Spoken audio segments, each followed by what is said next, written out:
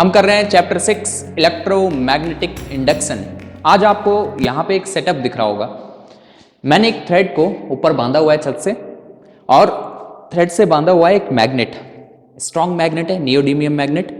अब मैं मैग्नेट को कैसे बांधता, तो मैंने ऊपर सेफ्टी पिन लगाई हुई है और ये मैग्नेट इसके नीचे चिपका हुआ है।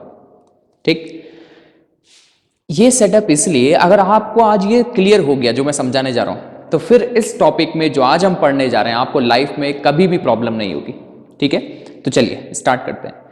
पहले मैं इसको ऑसिलेट कराता हूं। नीचे मैंने स्टूल रखा हुआ है, उसका काम है अभी।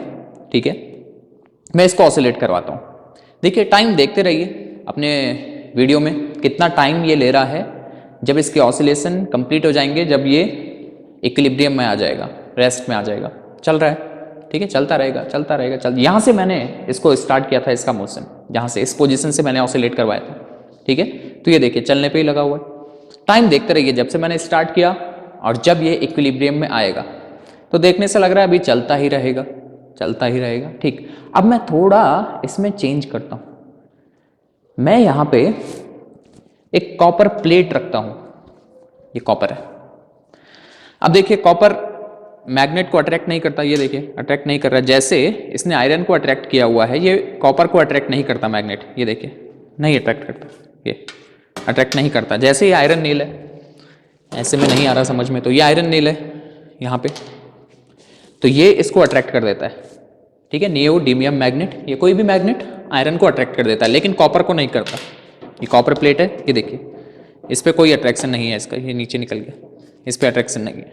ठीक है, तो मैं इसका ऑसिलेशन करवाऊंगा फिर से मैग्नेट का, लेकिन अब होगा नीचे कॉपर प्लेट, और कुछ इस तरीके से कि ये मैग्नेट इसको टच ना करे, ये मैग्नेट इसको टच ना करे। मैं फिर से यहीं से ऑसिलेट करवाऊंगा, और आप टाइम देखना कितने टाइम तक ये ऑसिलेट कर रहा है। इससे पहले कभी आपने देखा, मैंने तो पहले ही रोक दिया था इससे पहले, लेकिन इसका भी आप टाइम देखना। देखो, मैं यहां पे श्योर कर लेता हूं कि ये टच ना हो। ये पेज डाला मैंने, पेज आगे निकल गया, ये इसके साथ टच नहीं है। ठीक है, देखिए यहां से ऑसिलेशन किए थे मैंने, यहीं से करता हूं। आप टाइम देखते रहिए, यहां से 1 2 3। देखिए कब इसके ऑसिलेशन स्टॉप होते हैं, ये इक्विलिब्रियम में आता है। ये तो बहुत जल्दी आ गया, देखिए हो गया। इससे पहले तो काफी ज्यादा टाइम लिया था, और मैंने पहले ही रोक लिया था, वो स्टॉप हो भी नहीं रहा था, मैंने पहले ही रोक लिया था। लेकिन जैसे ही नीचे मैंने कॉपर प्लेट रखी, कॉपर प्लेट, तो इसके ऑसिलेशन डैम्प हो गए, ऑसिलेशन डैम्प हो गए, ये जल्दी रेस्ट में आ गया। एक बार फिर से करें। यस सर, देखो यहां से, अब मैं पीछे से कर लेता हूं, यहां से। अब देखते हैं इसके साथ क्या होता है। यहां से किया मैंने, अब देखिए ये फिर से देखना इसके ऑसिलेशन कैसे जल्दी से डैम्प होते हैं कॉपर प्लेट रखने पे। ये देखिए फिर स्टॉप हो गया। यहां से भी किया था मैंने, और कितनी जल्दी ये स्टॉप हो गया, कितनी जल्दी रेस्ट में आ गया। ठीक, मैं थोड़ा सामने से दिखा देता हूं ताकि आपको फील आ जाए। यहीं से ये देखिए, आपको कुछ ऐसा लग रहा है कि जल्दी इस पे ब्रेक लग जा रहे हैं। थोड़ा मैं और इसको नीचे कर देता हूं, टच नहीं करूंगा, थोड़ा नीचे और आ जाए, ये यहां से। अब देखिए टच नहीं हो रहा है, ये देखिए जैसे स्मूथ ब्रेक लगे होंगे। एक बार फिर से, टच नहीं हो रहा है, फिर यहां से ये देखिए जैसे जल्दी से इस पे ब्रेक लगे होंगे। फिर से यहां से करता हूं, यहां पे से किया मैंने, और इसके बाद विदाउट कॉपर प्लेट करूंगा। ये अच्छे से समझ लिया अगर आपने, तो ये जो टॉपिक है कभी नहीं भूलने वाली, लाइफ में गारंटी है। ठीक, ये देखिए जल्दी डैम्प हो गया ऑसिलेशन। अब मैं कॉपर प्लेट हटाता हूं फिर से, और मैं यहां से ऑसिलेशन करता हूं, फिर जो इससे पहले किए थे यहां से। अब देखिए कितने टाइम ये लेगा, ये देखिए चलता रहेगा चलता रहेगा चलता रहेगा, देखते रहिए ये चलता ही रहेगा। ये देखिए चलने पे लगा है। जब मैंने यहां से कॉपर प्लेट के साथ किए थे वो तो अभी तक डैम्प भी हो गए थे। ये चलता ही रहेगा। ठीक, और देखने से लग रहा है कि अभी भी चलता ही रहेगा, तो रोक लो इसको, आगे बढ़े, टॉपिक पे चलें। यस सर, चलिए रुक जाओ और वापस चलते हैं अपने टॉपिक में। मैं इसको साइड कर लेता हूं, इसकी जरूरत अभी फिर से पढ़ने वाली है। तो आज का टॉपिक है हमारा एडी करंट। एडी करंट क्या होता है इसको आज समझेंगे। हमारे पास एक कॉइल है, इस कॉइल के नियर हमने एक मैग्नेट को मूव किया, तो इस कॉइल में करंट इंड्यूस हो जाता है कुछ इस तरीके से कि वो अपने कॉज को अपोज करता है। तो इसमें जो करंट की डायरेक्शन होगी वो या तो क्लॉकवाइज हो सकती है मैग्नेट की डायरेक्शन से क्लॉकवाइज, या तो एंटी क्लॉकवाइज, दो ही ऑप्शन इसके पास है। क्या होगा अगर हम एक कंडक्टिंग प्लेट लेके आए और उसके नियर मैग्नेटिक फ्लक्स को चेंज करें, मैग्नेट को मूव करके, बल्क पीस ऑफ कंडक्टर लेके आए, मतलब एक फैला हुआ कंडक्टर लेके आए जैसे ये कॉपर प्लेट, और इस कॉपर प्लेट के नियर हम मैग्नेट को मूव करें, अब क्या होगा? क्या इसमें भी करंट इंड्यूस होगा? अगर करंट इंड्यूस होगा बल्क पीस ऑफ कंडक्टर में तो कौन सी डायरेक्शन में होगा, कैसा वो करंट होगा? ठीक है, अगर सर्कुलर लूप है हमारे पास या रेक्टेंगुलर लूप है तो या तो क्लॉकवाइज होगा या तो एंटी क्लॉकवाइज होगा जो करंट इंड्यूस होगा। लेकिन बल्क पीस ऑफ कंडक्टर में जैसे ये कॉपर प्लेट, करंट कैसे इंड्यूस होगा, कौन सी डायरेक्शन में इंड्यूस होगा? तो ये देखा गया कि इसमें भी करंट इंड्यूस होता है, बल्क पीस ऑफ कंडक्टर में भी करंट इंड्यूस होता है। कैसे होता है सर? तो देखो, ये हमारे पास सपोज कॉपर प्लेट है जो मैंने अभी दिखाई, कॉपर प्लेट, कोई भी कंडक्टिंग प्लेट हो, ये कॉपर प्लेट ले रहा हूं मैं, यहां पे कॉपर प्लेट, और इसके नियर हम मैग्नेट को मूव करते हैं, ठीक, मैग्नेट का रिलेटिव मोशन करते हैं, तो इसमें भी करंट इंड्यूस होता है। अब जो इसमें करंट इंड्यूस होगा वो करंट कुछ ऐसे होता है, ये ऐसे, इस फॉर्म में, ये बाहर नहीं गया, ऐसे ऐसे वो करंट इंड्यूस होता है। ये करंट एडीज की तरह होता है। एडीज मीन्स जैसे भंवर, बवंडर, देखा होगा आपने, भंवर आता है ऐसे घूमता है ना, बवंडर आता है ऐसे घूमता है, तो ये इसी फॉर्म में होता है ये current. Bulk piece of conductor में जब आप मैग्नेटिक फ्लक्स जो उससे लिंक कर रही है वो चेंज करो, मैग्नेटिक फ्लक्स को चेंज करो, तो इनमें भी करंट इंड्यूस होता है। लेकिन ये कैसे होता है? एडीज की फॉर्म में, भंवर, बवंडर, ऐसे चक्कर, ऐसे समझ लो, ऐसे इस फॉर्म में होता है। क्योंकि ये करंट एडीज की फॉर्म में है तो इस करंट को नेम देते हैं एडी करंट। क्या नेम देते हैं? Eddy current. तो एडी करंट क्या है? एडी करंट वो करंट है जो बल्क पीस ऑफ कंडक्टर में इंड्यूस होता है जब मैग्नेटिक फ्लक्स को चेंज किया जाता है। क्योंकि एडीज की फॉर्म में होता है तो इसको क्या बोलते हैं? Eddy current. लिख लें इसके बारे में। यस सर, इसको लिख लें, इसको लिख लें। समझ में आया ना? कंसेप्ट तो अभी क्लियर हुआ क्या है ये? लिखते हैं अब एडी करंट क्या है। एडी करंट, तो पहले तो इसकी डेफिनेशन ही लिख लेते हैं। क्या होता है eddy current? Current induced in the bulk pieces of conductor, current induced in the bulk pieces of conductor when magnetic flux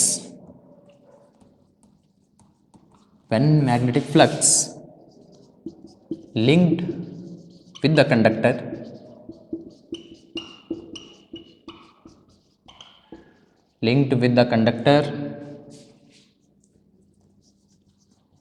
changes with time।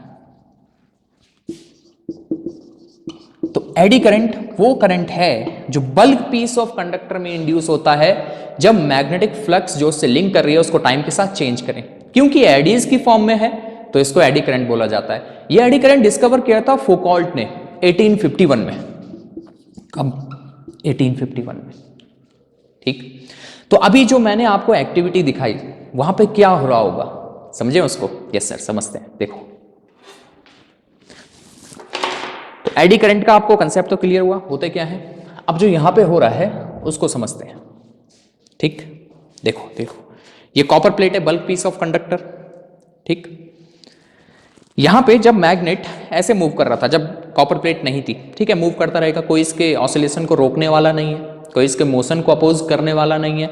लेकिन जैसे ही कॉपर प्लेट रखी, ध्यान से देखना, कॉपर प्लेट, अब मैग्नेट को मैंने यहां से स्टार्ट किया मूव करना, तो ये मैग्नेट इसकी तरफ आ रहा है। जब मैग्नेट इसकी तरफ आ रहा है कॉपर प्लेट की तरफ, तो कॉपर प्लेट पे जो फ्लक्स लिंक कर रही है वो क्या हो रही है? इंक्रीज। जैसे जैसे मैग्नेट इसकी तरफ बढ़ रहा है, ये मैग्नेट इसकी तरफ बढ़ रहा है, तो जो फ्लक्स इससे लिंक कर रही है वो बढ़ रही है, इंक्रीज हो रही है, मतलब चेंज हो रही है। जब फ्लक्स चेंज होगी तो इसमें एडी करंट इंड्यूस होगा, ऐसे एडी करंट। समझ रहे? ये कॉइल तो नहीं है ना कि करंट कॉइल की तरह इंड्यूस होगा, रेक्टेंगुलर लूप तो नहीं है जो रेक्टेंगुलर लूप की तरह इंड्यूस होगा। इसमें बल्क पीस ऑफ कंडक्टर है और बल्क पीस ऑफ कंडक्टर में एडी करंट इंड्यूस होते हैं, ठीक है। तो इसमें एडी करंट इंड्यूस होगा और वो करंट जो एडी करंट है वो चाहेगा अपने कॉज को अपोज करना। समझना समझना समझना, क्या करना चाहेगा? अपने कॉज को अपोज करना चाहेगा। एडी करंट को बनने का रीजन क्या है? कॉज क्या है? कॉज है मैग्नेट का इसकी तरफ आना। तो जो एडी करंट बना वो चाहेगा मैग्नेट इसकी तरफ आए? नहीं। जो एडी करंट बना इस कॉपर प्लेट में वो चाहेगा मैग्नेट इसकी तरफ ना आए। Induced current opposes the cause of its production, Lenz law. तो ये जो एडी करंट बना ये चाहेगा मैग्नेट इसकी तरफ ना आए। तो जब मैग्नेट ऐसे आ रहा है, ये मैग्नेट को थोड़ा सा धक्का देगा, मता भाई रुक। अब मैग्नेट इसके अंदर है। अब जब मैग्नेट बाहर जाने लगा, देखो एक पुश तो यहां पे लग गया, मैग्नेट पे आ रहा था फ्रीली, एडी करंट ने अपोज कर दिया, रुक जाओ, थोड़ा सा फोर्स यहां पे लगा। अब ये बाहर जाना चाह रहा है ड्यू टू इनर्शिया, तो आगे चली गई, है ना। यहां से ये बाहर जाना चाह रहा है। जब बाहर जाएगा तो जो फ्लक्स इस कॉपर प्लेट से लिंक कर रही है वो कम होगी, फ्लक्स कम होगी। जब बाहर जाएगा तो फ्लक्स कम होगी ना। जब फ्लक्स कम होगी तो फिर से एडी करंट इंड्यूस होगा, बट पहले से अपोजिट डायरेक्शन में। अगर पहले इस डायरेक्शन में था तो जब मैग्नेट बाहर जाएगा अब इस डायरेक्शन में होगा, और फिर से वो एडी करंट चाहेगा अपने कॉज को अपोज करना। कॉज क्या है? मैग्नेट का बाहर जाना। तो जो एडी करंट बना वो चाहेगा मैग्नेट यहां से बाहर ना जाए। तो एक बार यहां पे भी पुश लगा, मत जा।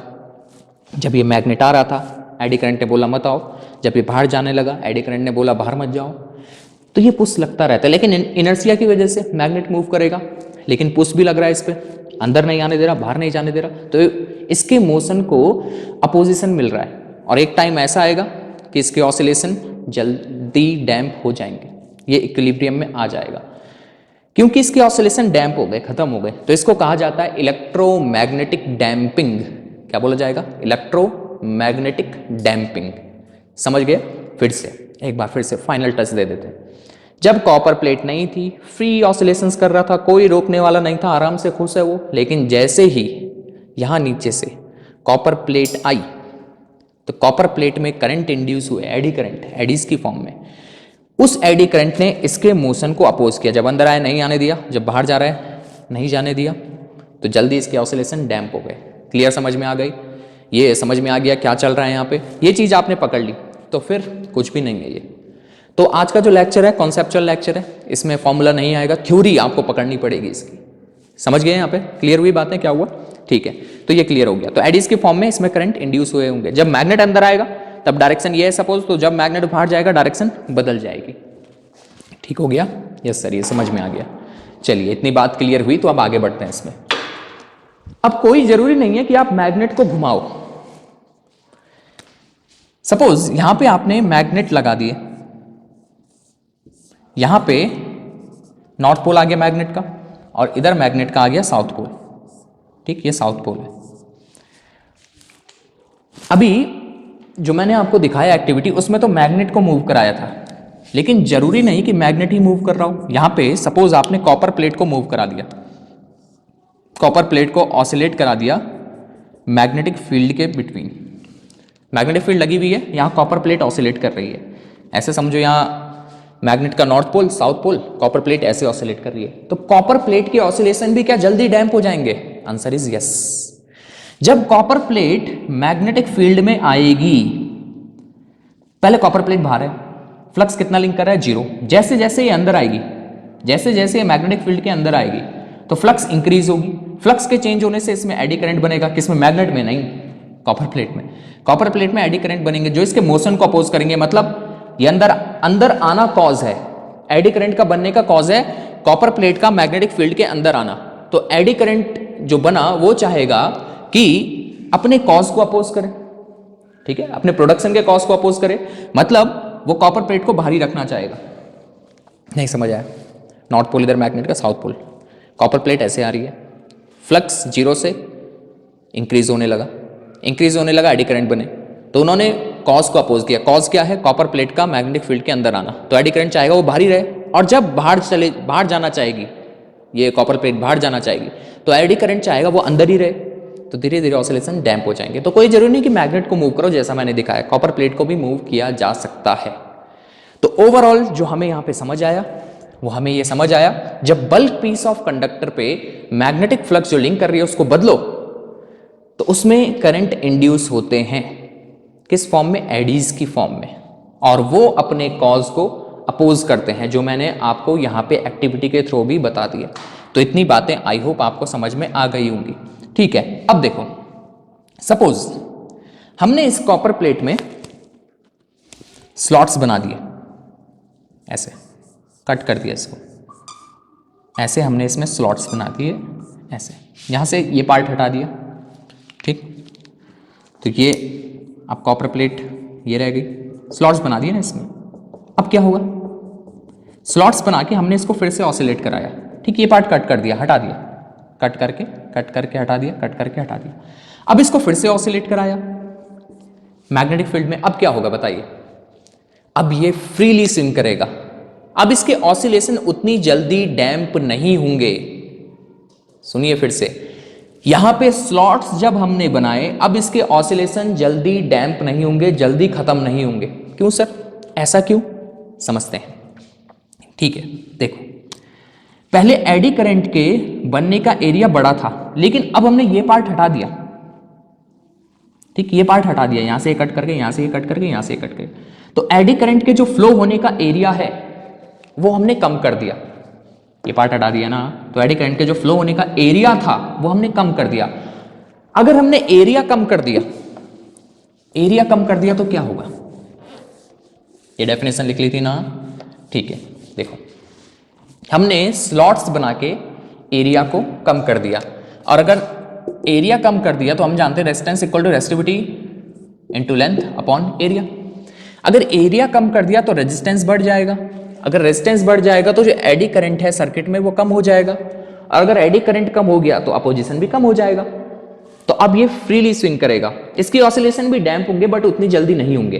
तो स्लॉट्स बना के इसको हम फ्रीली स्विंग करवा सकते हैं, ऑसिलेशन उतनी जल्दी डैम्प नहीं होंगे।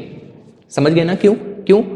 एक बार फिर से, जब स्लॉट्स बनाए तो जो एरिया था एडी करंट के फ्लो का वो कम कर दिया। पहले तो पूरा घूम रहा था, अब ये कम हो गया, एरिया कम हो गया, रेजिस्टेंस बढ़ गया तो करंट कम हो गया, करंट कम हो गया तो अपोजिशन भी कम होगा। ठीक, अच्छा, अभी थोड़ा इसका अंदर एक्सप्लेनेशन और डीप एक्सप्लेनेशन मैं आपको समझा दूं। यस सर, समझा दो। देखो, हम जानते हैं जब कोई करंट इंड्यूस होता है, जो करंट बन रहा है उस करंट का कुछ मैग्नेटिक मोमेंट होगा, इंड्यूस्ड करंट का कुछ मैग्नेटिक मोमेंट होगा। Magnetic moment and magnetic moment is given by IA, it is vector quantity. Magnetic moment is equal to current into area. अगर एरिया, ये समझना है, थोड़ा अंदर एक्सप्लेनेशन दे रहा हूं मैं आपको, डीप एक्सप्लेनेशन दे रहा हूं। अगर एरिया कम हो गया एडी करंट के फ्लो होने का, ठीक है, यहां से तो आप समझ गए कि करंट कम तो अपोजिशन भी कम होगा। अब यहां से एरिया कम होगा जो फ्लो करने के लिए चाहिए एडी करंट को, अगर वो एरिया कम हो गया, कट करके एरिया कम हो गया तो मैग्नेटिक मोमेंट कम हो जाएगा। और अगर मैग्नेटिक मोमेंट कम हो गया तो ये स्ट्रॉन्ग मैग्नेट नहीं रहेगा। ये कॉपर, ये जो कॉपर प्लेट है अब स्ट्रॉन्ग मैग्नेट नहीं रहेगा। सर ये मैग्नेट कहाँ है? जब इसमें करंट फ्लो करेगा ना, एडी करंट, तो ये भी अपनी मैग्नेटिक फील्ड बनाएगा। समझ रहे क्या बोल रहा हूं मैं? जब इसमें करंट फ्लो करेगा तो ये भी अपनी मैग्नेटिक फील्ड बनाएगा। इसका मैग्नेटिक मोमेंट जितना ज्यादा होगा मैग्नेटिक फील्ड उतनी स्ट्रांग होगी। मैग्नेटिक मोमेंट का फॉर्मूला याद करिए, magnetic moment is equal to either pole strength into distance of separation between two poles. तो जिस मैग्नेट का मैग्नेटिक मोमेंट ज्यादा होता है वो उतना ही स्ट्रांग मैग्नेटिक फील्ड बनाता है। ठीक है, क्योंकि इसका एरिया कम हो गया तो मैग्नेटिक मोमेंट कम, मतलब इसकी मैग्नेटिक फील्ड इतनी स्ट्रांग नहीं रहेगी। अगर मैग्नेटिक फील्ड स्ट्रांग नहीं है तो अपोजिशन भी ये ज्यादा नहीं देगा। ठीक हो गया, ज्यादा अपोजिशन नहीं देगा। ठीक, इतनी बातें समझ गए? यस सर समझ गए। अब देखो एक बार फिर से फाइनल टच कर लेते हैं इसका भी। एक कॉपर प्लेट को मैग्नेटिक फील्ड के अंदर ऑसिलेट कराया, उसके ऑसिलेशन जल्दी डैम्प हो जाते हैं क्योंकि ये बल्क पीस ऑफ कंडक्टर है, इसमें एक एडीज की फॉर्म में करंट इंड्यूस होंगे जिसको बोलते हैं एडी करंट, जो अपने कॉज को अपोज करेगा। जब कॉपर प्लेट अंदर आ रही थी तो एडी करंट ने बोला अंदर मत जाओ, क्योंकि अपने कॉज को अपोज कर रहे हैं। कॉपर के अंदर आने से इसमें करंट इंड्यूस हुआ एडी करंट, तो एडी करंट ने कहा अंदर मत जाओ। जब ये बाहर निकलने लगी तो बाहर मत जाओ, तो ऑसिलेशन जल्दी डैम्प हो गए। हमने कहा ऑसिलेशन जल्दी डैम्प ना हो, जरूरत पड़ती है हमको, अभी बताऊंगा। देखो कुछ डिवाइसेस में हमें ज़रूरत पड़ती है कि ऑसिलेशन जल्दी डैम्प ना हो, तो हमने इसमें स्लॉट्स बना दिया। स्लॉट्स बना के क्या हुआ, एरिया कम हो गया। एरिया कम हो गया तो आप सीधा यहाँ से भी समझ सकते हैं, एरिया कम रेजिस्टेंस ज़्यादा, रेजिस्टेंस ज़्यादा तो करंट कम, करंट कम तो अपोजिशन कम। दूसरे तरीके से यहाँ से भी समझ सकते हैं, एरिया कम तो मैग्नेटिक मूवमेंट कम, मैग्नेटिक मूवमेंट कम मतलब उतना स्ट्रॉन्ग मैग्नेट नहीं रहेगा तो अपोजिशन भी कम देगा। इतनी बातें समझ में आ गई? असर समझ में आ गई। अब आगे बढ़ते हैं धीरे धीरे। देखो आगे बड़ा मजा आएगा इस एडी करंट में जब एप्लीकेशंस आएंगी इसकी। यहाँ तक समझ गए? Yes sir. अच्छा अब ये बताइए, ये एडी करंट अच्छा है या बुरा है? अभी तक जो भी आपने समझा इसमें, तो ये एडी करंट अच्छा है या बुरा है? तो दोनों ही है, अच्छा भी है खराब भी है। कैसे सर? पहले देखते हैं ये खराब क्यों है। ठीक, लिखें यहाँ पे एक लाइन लिखते हैं पहले। Eddy currents are undesirable as they heat up the core, मैं NCERT वाली लैंग्वेज लिखा रहा हूँ आपको, बेस्ट लैंग्वेज है। Eddy currents are undesirable as they heat up the core and heat is lost and energy is lost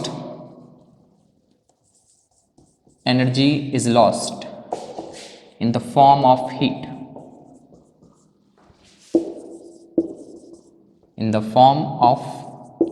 समझिए, समझना इसको क्या है।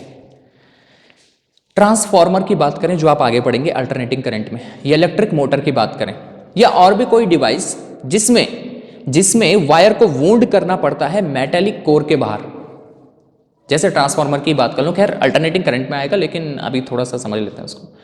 ट्रांसफार्मर में एक प्राइमरी कॉइल होती है, एक सेकेंडरी कॉइल होती है, ये हम आगे पढ़ेंगे, ज़्यादा कंफ्यूज नहीं करूँगा।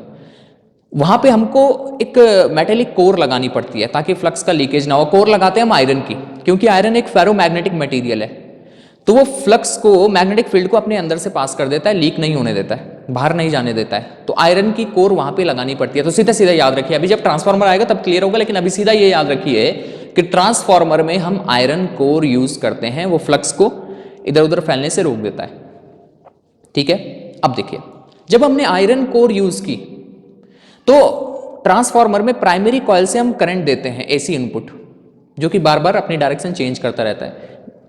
अगर करंट बार बार डायरेक्शन बदल रहा है, करंट की वैल्यू चेंज हो रही है, अल्टरनेटिंग करंट, तो फ्लक्स भी उसके अराउंड बदलेगी। अगर फ्लक्स चेंज होगी तो आयरन जो हम यूज कर रहे हैं, फ्लक्स के चेंज होने से आयरन, कंडक्टर है ना, फिर से सुनो, फ्लक्स के चेंज होने से आयरन में एडी करंट बनते हैं। अब वो एडी करंट आयरन की कोर को, जो आयरन कोर हम यूज कर रहे हैं, एडी करंट जब चलेगा, करंट जब चलेगा तो करंट से वो जो आयरन कोर है वो हीट अप हो जाएगी, गर्म हो जाएगा, और कुछ energy as a heat loss हो जाएगी। समझ में आया? फिर से समझो, सीधी बात समझेंगे, ट्रांसफार्मर में क्लियर होगा। ट्रांसफार्मर में आयरन कोर यूज करते हैं क्योंकि वो फ्लक्स को फैलने से रोक देता है। ठीक है, जब एसी इनपुट आता है, फ्लक्स चेंज होती है तो आयरन कोर में एडी करंट इंड्यूस होते हैं, जो आयरन कोर को हीट अप कर देते हैं और कुछ energy in the form of heat loss हो जाती है। हमने कहा इसको कम करना है, जो हीट लॉस है उसे कम करना है, मतलब एडी करंट को कम करना है। तो एडी करंट को कम कैसे करें? इसके लिए हम लैमिनेटेड आयरन कोर यूज करते हैं, लैमिनेशन करते हैं। क्या है ये सर लैमिनेशन? देखते हैं, अभी समझाता हूं अभी, लेकिन एक बार फिर से समझिए। एडी करंट हमारे लिए अच्छा भी है और खराब भी है। खराब कैसे? क्योंकि जब एडी करंट फ्लो करते हैं तो जो कंडक्टर है वो हीट अप हो जाता है और कुछ energy in the form of heat loss हो जाती है, जैसे ट्रांसफार्मर की कोर में। ठीक, तो एडी करंट को कम करने के लिए, मिनिमाइज करने के लिए हम लैमिनेटेड आयरन कोर यूज करते हैं। ये लैमिनेटेड आयरन ही जरूरी नहीं है, लैमिनेटेड मेटेलिक कोर यूज करते हैं। ऐसा करने से क्या होता है सर? मैं समझाता हूं, पहले लिख लें इसको भी। इतना तो समझ गए ना, एडी करंट्स एनर्जी को लॉस करा देते हैं इन द फॉर्म ऑफ हीट। कैसे मिनिमाइज किया जा सकते हैं? मिनिमाइज आप स्लॉट बना के भी कर सकते हैं। एडी करंट को कम करना है तो स्लॉट बना दो, एरिया कम हो जाएगा। ठीक, एडी करंट कम हो जाएगा। लेकिन अच्छा, ये जरूरी नहीं है स्लॉट आप ऐसे ही कट करके बनाएं, स्लॉट आप ऐसे भी बना सकते हैं, ऐसे बीच में छेद कर दिए किसी कंडक्टर में। ठीक, स्लॉट ऐसे भी बनाए जा सकते हैं। लेकिन ऐसा करने से जो मैकेनिकल स्ट्रेंथ है किसी कंडक्टर की वो कम हो जाती है, जो मेटल की मैकेनिकल स्ट्रेंथ है वो कम हो जाती है। ठीक है, तो हमने कहा नहीं भाई ऐसा तो नहीं करना, स्लॉट नहीं बनाएंगे, तो क्या करें, कैसे मिनिमाइज करें एडी करंट को। क्यों मिनिमाइज करना है, क्योंकि हमें नहीं चाहिए कि एडी करंट जब फ्लो हो, एडी करंट अगर ज्यादा फ्लो होगा तो ज्यादा हीट लॉस होगी, तो हमें एडी करंट को कम करना है, इसलिए हम लैमिनेटेड मेटेलिक कोर यूज करते हैं। पहले इसको लिख लेते हैं, eddy currents can be minimised. देखो स्लॉट बना के भी कर सकते हैं, लेकिन स्लॉट बना के वो वीक हो जाता है। Eddy currents can be minimised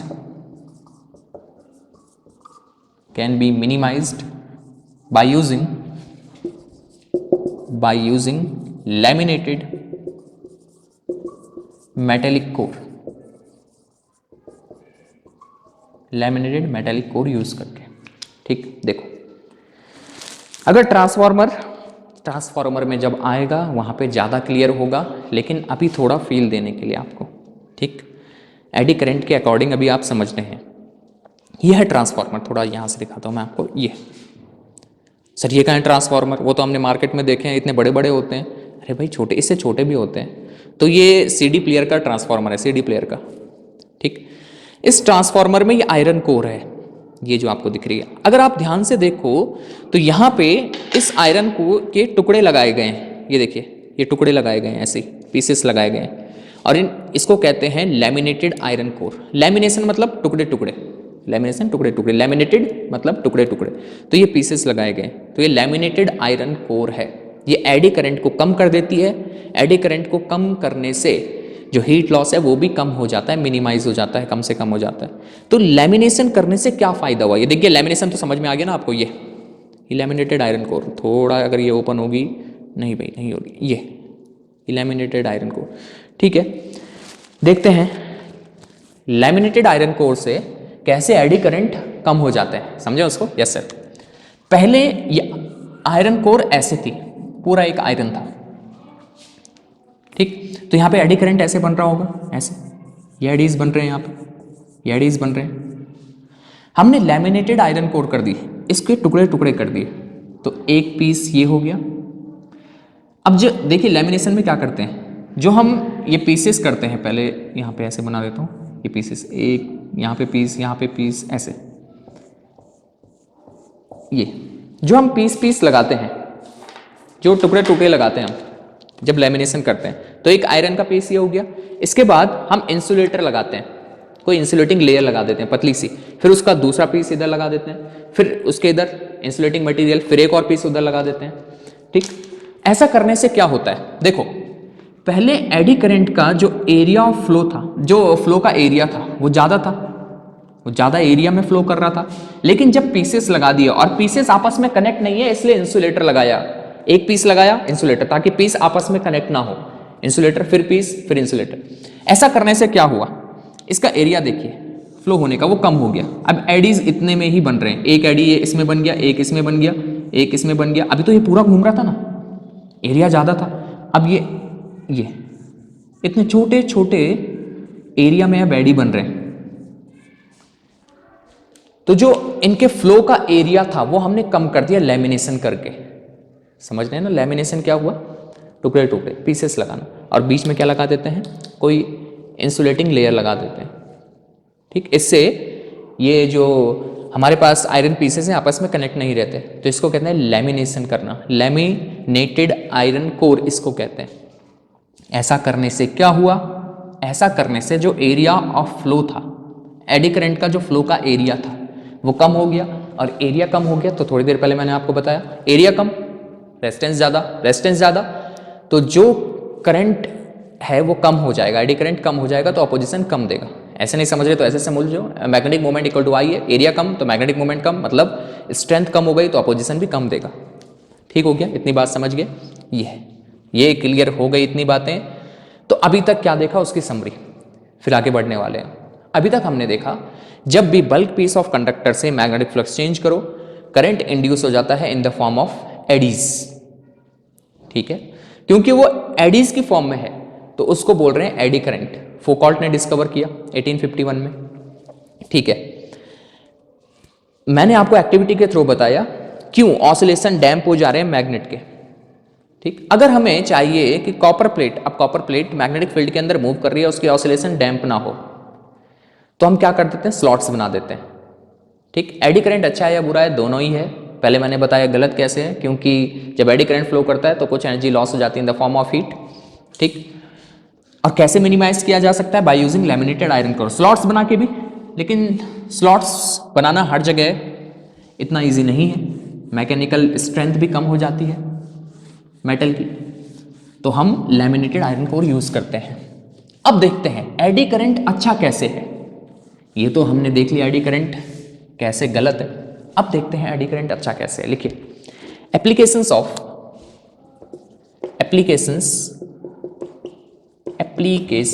of eddy current. अब एप्लीकेशंस देखते हैं, अब देखो कितना मजा आएगा। First, dead beat galvanometer. ये क्या हुआ सर, डेड बीट गैल्वेनोमीटर क्या होता है, समझते हैं। देखो, गैल्वेनोमीटर हम पढ़ के आ गए, गैल्वेनोमीटर स्मॉल करंट को डिटेक्ट करने के लिए यूज होता है। इसमें एक निडिल होती है, निडिल लगी होती है कॉपर कॉइल में। अब देखो क्या होता है, जैसे ही कॉपर कॉइल में बाहर से करंट पास किया तो कॉपर कॉइल टॉर्क एक्सपीरियंस करती है और घूमती है, तो इसके साथ निडिल भी घूमती है। ऐसे निडिल घूमती है, उसी टाइम पे इसके अंदर स्प्रिंग रीस्टोरिंग टॉर्क इस पे प्रोड्यूस करती है, रीस्टोरिंग टॉर्क। सपोज हमने बाहर से कुछ टॉर्क दिया, उसने निडिल को ऐसे घुमाया, उसी टाइम स्प्रिंग रीस्टोरिंग टॉर्क लगाएगी, और जब एक्सटर्नल टॉर्क जो टॉर्क लगाया गया है और रीस्टोरिंग टॉर्क जो स्प्रिंग लगा रही है वो इक्वल हो जाएंगे, तो ये निडिल इक्विलिब्रियम स्टेट में आ जाएगी। ये हमने देखा था। अब होता क्या है गैल्वेनोमीटर में जनरली, वो देखो, हमने बाहर से करंट दिया, गैल्वेनोमीटर ने डिफ्लेक्शन दिया इस साइड या इस side, depends on the direction of current. Suppose इस साइड दिया, ठीक, तो ये आगे जाना चाहती है निडिल। अब यहां पे इसको रुकना था, क्योंकि यहां पे बाहर से दिया हुआ टॉर्क और रीस्टोरिंग टॉर्क इक्वल हो जाएगा, इसको यहां पे रुकना था। लेकिन क्योंकि ये ऐसे चल के आ रही थी, इनर्शिया की वजह से थोड़ा आगे ये खिसक गई, यहां पे रुकना था, इनर्शिया की वजह से थोड़ा आगे चले गई। स्प्रिंग ने कहा नहीं, पीछे आओ, तो स्प्रिंग ने इसको यहां खींचा पीछे की तरफ, यहां पे लाना चाहती है ना स्प्रिंग इसको, इस पे, यह है इक्विलिब्रियम पोजीशन इसकी। स्प्रिंग ने कहा पीछे आओ, रेस्टोरिंग टॉर्क लगाया, यहां से यहां आई, लेकिन इनर्शिया की वजह से ये फिर यहां चली गई, फिर से ये आगे इस पोजीशन में जाना चाहती है, इनर्शिया की वजह से फिर से ये थोड़ा आगे निकल गई यहां पे, फिर स्प्रिंग इसको पीछे लाना चाहती है, फिर इनर्शिया की वजह से ऐसे आना इसको यहां पे है, लेकिन ये बड़ी देर में आ रही है ऑसिलेट करके। नहीं समझ आया, फिर से देखो, निडिल ऐसे घूमना चाहती है, स्प्रिंग ने रिस्टोरिंग टॉर्क लगाया, वापस लाना चाहती है, इसको आना यहाँ पे इक्विलिब्रियम पोजीशन पे, यहाँ पे, ठीक, यहाँ पे, लेकिन इनर्शिया की वजह से थोड़ा सा आगे निकल गई। स्प्रिंग ने कहा पीछे आओ, पीछे इनर्शिया है, फिर से यहाँ चली गई, फिर आगे गया ये, तो ये थोड़ी देर बाद आएगी अपनी इक्विलिब्रियम पोजीशन में। हमने कहा भाई ये तो बहुत टाइम लग रहा है रीडिंग लेने में, ये ऑसिलेट कर रही है, फिर आ रही है यहाँ पे। हमने कहा तो काफ़ी टाइम लग रहा है भाई रीडिंग लेने में, ये तो अच्छा नहीं है, रीडिंग लेने में हमको बहुत टाइम लग रहा है। हमने कहा ऐसा क्या करें ये जल्दी से अपनी इक्विलिब्रियम पोजीशन में आ जाए, तो इस कॉइल के अंदर हम मेटेलिक कोर लगाते हैं। मेटेलिक कोर, ध्यान से सुनना, क्या लगाते हैं, मेटेलिक कोर। फिर से सुनो, क्या लगाते हैं, मेटेलिक कोर। मेटेलिक कोर क्या करता है, जैसे ही, ध्यान से सुनना, जैसे ही कॉइल घूमेगी, जब बाहर से करंट आएगा, ये कॉइल घूमेगी तो कॉइल के अंदर मेटेलिक कोर भी घूमता है। जब मेटेलिक कोर घूमेगा तो मेटेलिक कोर कहां घूम रहा है, मैग्नेट्स के बिटवीन। ये कॉइल घूमती है मैग्नेट्स के between, radial magnetic field produce करते हैं ना, मैग्नेट पढ़ा हुआ है हमने, ठीक है। तो मेटेलिक कोर भी घूमेगी, और जब मेटेलिक कोर घूमेगी तो मेटेलिक कोर के घूमने से उस पर एडी करंट बनेगा। वो मेटेलिक कोर मेटल की बनी हुई है, एडी करंट बनेगा, और एडी करंट क्या करेगा, उस मेटेलिक कोर के मोशन को अपोज करेगा। फिर से जब कॉइल घूमी, कॉइल के साथ मेटेलिक कोर भी घूमा, मेटेलिक कोर घूम गया। अब मेटेलिक कोर घूम गया तो उसमें एडी करंट इंड्यूस होगा। जो एडी करंट बनेंगे वो अपने कॉज को अपोज करना चाहेंगे, मतलब कॉज क्या है, मेटेलिक कोर का मोशन। तो एडी करंट चाहेंगे कि मेटेलिक कोर मोशन ना करे, उसको रोकेंगे, एडी करंट उसको रोकेंगे। तो मतलब अगर ये आगे बढ़ना चाहती है, मेटेलिक कोर को रोक दिया एडी करंट ने, तो यहाँ पर रुक गई, तो जल्दी से ये इक्विलिब्रियम पोजीशन में आ जाती है। अब देखो, जब मेटेलिक कोर नहीं थी ये ऐसे, और थोड़ी देर बाद ऐसे आ रही थी, ठीक, ये क्या कर रही थी, ऐसे ऑसिलेशन कर रही थी, इसको बीट भी कहते हैं, ये बीट कर रही थी भाई, बीट कर रही थी। हमें बीट को क्या करना है, खत्म, जल्दी से इसको इक्विलिब्रियम में लाना है, बीट को डेड करना है, बीट को डेड करना है, बीट को डेड करना है, तो इसको कहते हैं डेड बीट गैल्वेनोमीटर। जो बीट है वो जल्दी से डेड हो जाए, ऐसा करने के लिए हम यहाँ कॉइल के अंदर मेटेलिक कोर लगाते हैं। जब मेटेलिक कोर मूव करेगी कॉइल के साथ तो उसमें एडी करंट इंड्यूस होगा, जो उसके मोशन को अपोज करेगा, क्योंकि मोशन की वजह से एडी करंट बने थे, अपोज करेगा, रोक देगा, जल्दी से इक्विलिब्रियम में ला जाएगा। तो समझ गए डेड बीट गैल्वेनोमीटर कैसे, डेड बीट गैल्वेनोमीटर में कैसे हमें एडी करंट हेल्प करता है जल्दी से इक्विलिब्रियम स्टेट रीच करने में, पहुंचने में।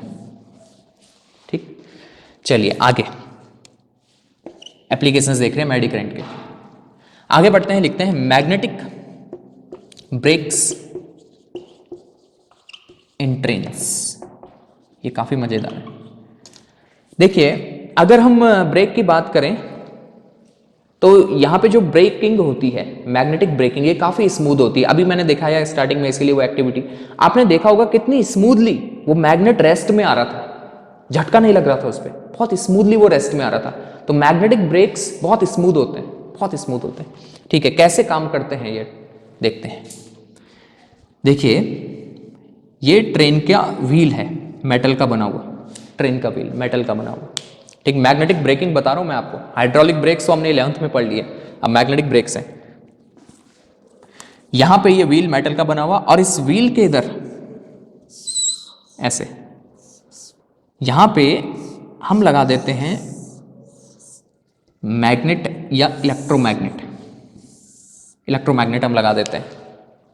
ठीक है, ये व्हील के यहां, समझ पा रहे होंगे आप लोग, हमने क्या लगा दिया यहां, इलेक्ट्रोमैग्नेट, इलेक्ट्रोमैग्नेट। इसको ऐसे समझ लो आप, ये व्हील है, यहां पे ऐसे ये कॉइल लगा दी और ये कॉइल लगा दी। ठीक, ये ऐसे कनेक्शन बना दी। जैसे ही हम ब्रेक प्रेस करते हैं, हमें ट्रेन को रोकना है, हम ब्रेक प्रेस करते हैं, ब्रेक प्रेस करने से इन कॉइल में करंट आ जाता है, इन कॉइल में करंट आ जाता है। अगर करंट आ गया तो यहां मैग्नेटिक फील्ड बन जाएगी,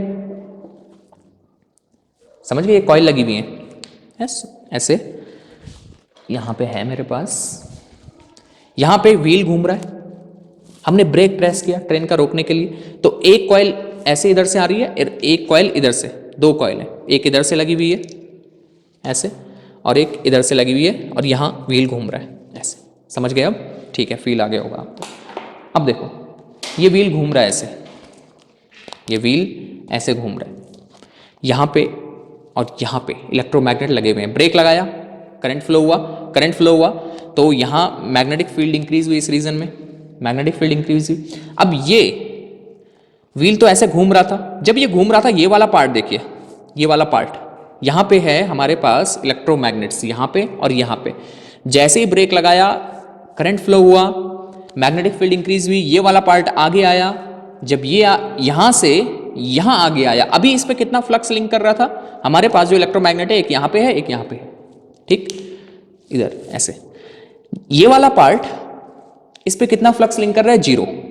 लेकिन जैसे ये घूम के यहां पे आया, इस पे फ्लक्स लिंक कर रहा है ज्यादा, फ्लक्स इंक्रीज हो रहा है। जब फ्लक्स इंक्रीज हो रहा है, क्योंकि ये मेटल का बना हुआ है व्हील, जब फ्लक्स इंक्रीज हो रहा है तो इस पे एडी करंट बनेंगे, करंट बनेंगे in the form of eddies. नहीं समझ में आया?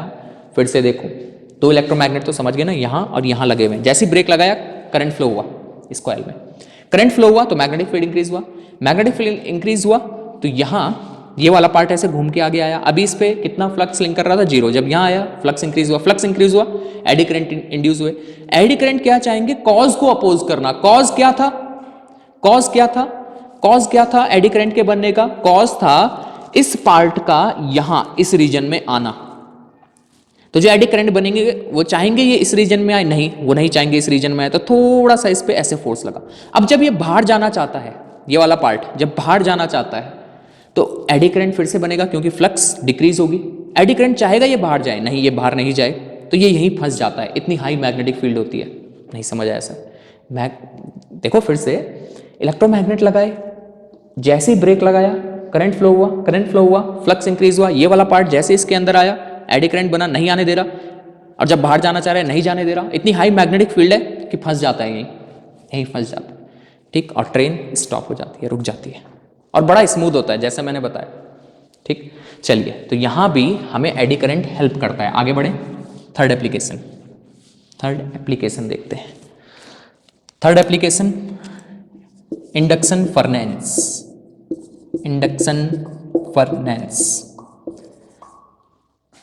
हमें मेटल स्क्रैप को हीट करना है, एलॉय प्रिपेयर करने के लिए मेटल स्क्रैप को हमें हीट करना है।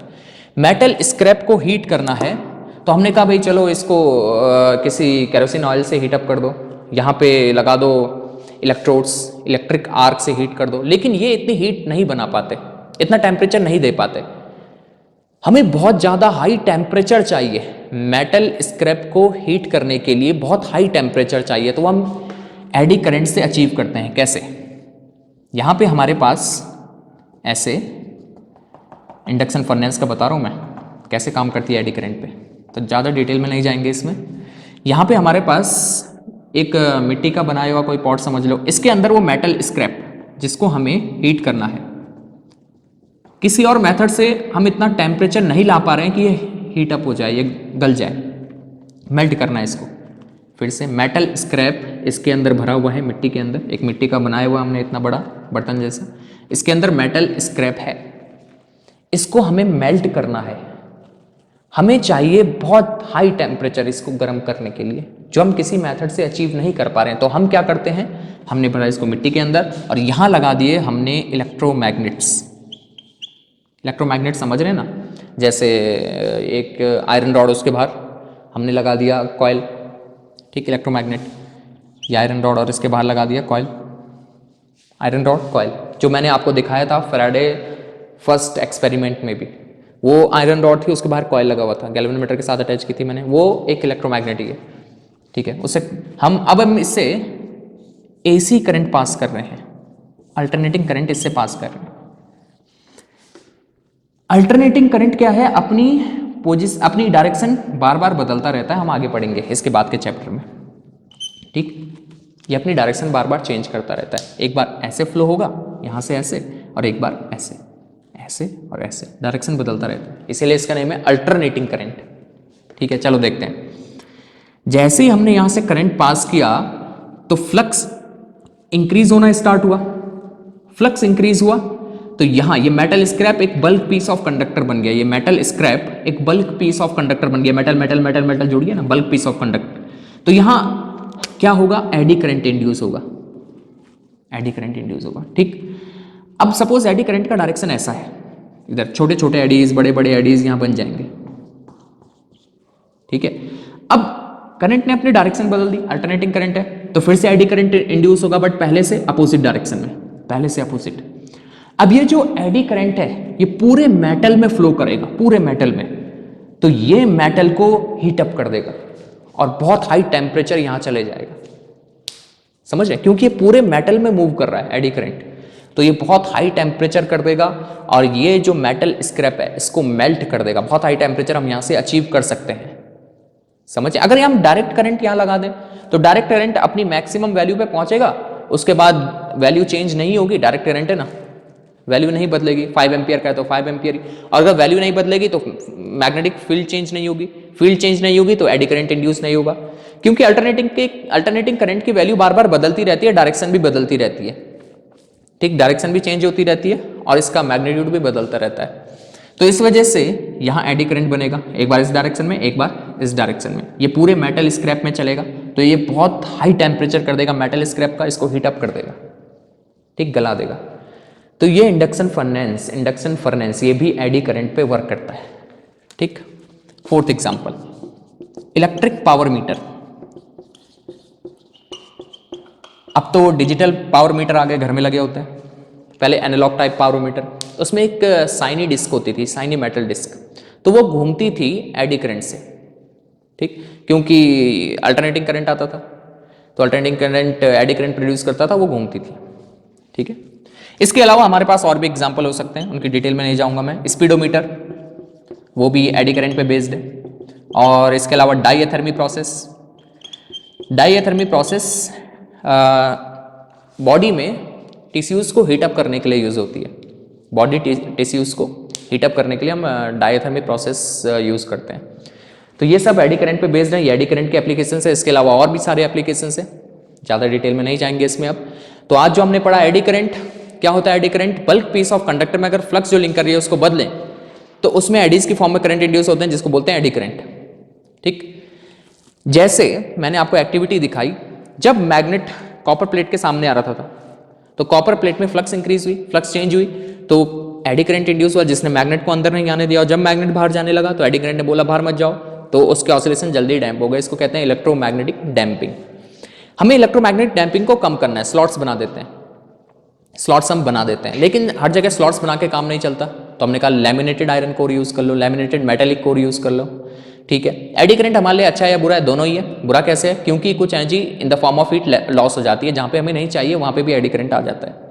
ठीक है, और अच्छा कैसे है? तो ये एप्लीकेशंस देख ली, डेप्थ बीट गैल्वेनोमीटर, जल्दी से उसको इक्विलिब्रियम में ला जाता है। मैग्नेटिक ब्रेक्स, ब्रेक लगाने के लिए, स्मूथ ब्रेकिंग होती है। इंडक्शन फर्नेस, मेटल स्क्रैप को गलाने के लिए। Electric power meter, speedometer, diathermy. तो आज के लिए इनफ है, बाकी नेक्स्ट लेक्चर में। Thank you.